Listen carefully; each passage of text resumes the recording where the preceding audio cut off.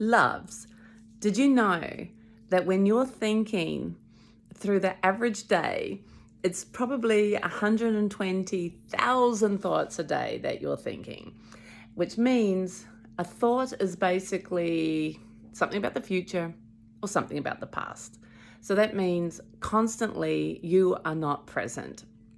You're constantly thinking about old news, grinding over the old stuff, trying to change it, or worried about the future, preparing yourself for what might happen, even though the majority of the time it never does. And have you noticed that when you plan all these things in your head and you're worried about it and been stressing about it, that when it actually gets to the place or the time or the situation that you're being so concerned about, it doesn't happen.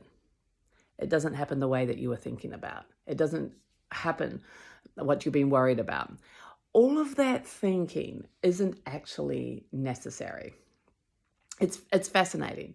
It's really fascinating to actually see what's going on inside our heads constantly, and then to equate it into, was it actually viable? Like, was it actually necessary?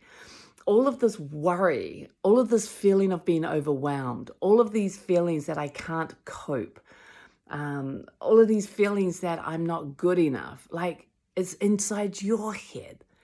It isn't actually what other people are thinking.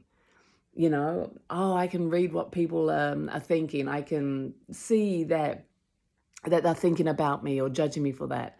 Or that person's frowning, so they must be angry at me or don't like me. Well, they might have a toothache. You got no idea what's going on in their life. Everyone's busy. Everyone's thinking 120,000 thoughts a day. Isn't that crazy? So with my crazy mind, your crazy mind, their crazy mind, there's no way anyone's actually listening and meeting people in this present moment.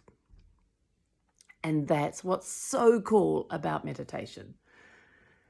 Meditation, it should be taught in schools. It's so important. We should actually rename it, because the name meditation just feels so old these days now, right? Because there's so much connotations around it. Only yogis meditate, only spiritual people in the Himalayas meditate, or my hippie cousin meditates, And it's like, no, everyone should be aware of what they're thinking about and realize that the majority of what they're thinking about is absolute rubbish. Absolute rubbish. Absolutely unimportant. Absolutely unnecessary. And how about this? Absolutely the cause of our mental health. What you're thinking about is your mental health. So if you're thinking about a lot of negativity, a lot of worry, a lot of stress, you can guarantee you have mental health problems, meaning that you have stress, high stress levels, a lot of worry, a lot of concerns, maybe depression, maybe anxiety. All of these things are because of what you're thinking about. 120,000 thoughts every day, the same thoughts over and over, different flavor, but the same problem. It doesn't need to be that way. Your thoughts are out of control. Your thinking is the greatest addiction. You don't need to think.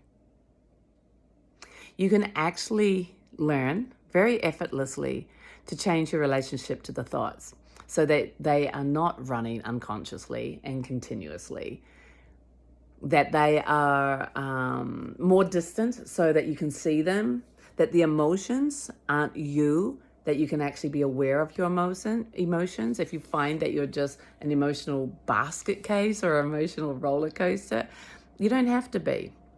You don't have to say, this is just the way I am, because it's not true. You have the ability to change. You have the ability to watch the thoughts, leave the story, and experience something else. When you're not stressed, when you're not worried, when you're not depressed, when you're not anxious, what's there? Life. You can actually see life in the present moment. You actually turn up for life. You're actually here now enjoying what is in its fullness. in everything that the universe is giving to you. We think ourselves out of this moment and into this hypothetical future, or the worrying about what we could have changed in the past. This made up story. We think ourselves into that reality. It's not reality, it's a daydream, it's thinking, it's storytelling. And then we believe it, and then we identify with it and tell people, this is who I am. No, it's not. It's not who you are. And to give yourself the chance to see that it's not you is priceless. Because it's by separating yourself from those thoughts and those stories, by allowing yourself to be present, that you recognize life exists right now in all its beauty, in all its glory, in all its success, in all its infinite possibilities right here, right now. And it's a completely different way to meet each other. It's a completely different way to interact with each other. If we're not coming from the 120,000 negative thoughts and reactive patterns, we're coming from this moment of kindness, of love, of appreciation, of immense gratitude. Imagine that, everyone that you meet today. Your eyes are just filled with gratitude for the fact that you're witnessing them in your life right now. You can do this, you can change.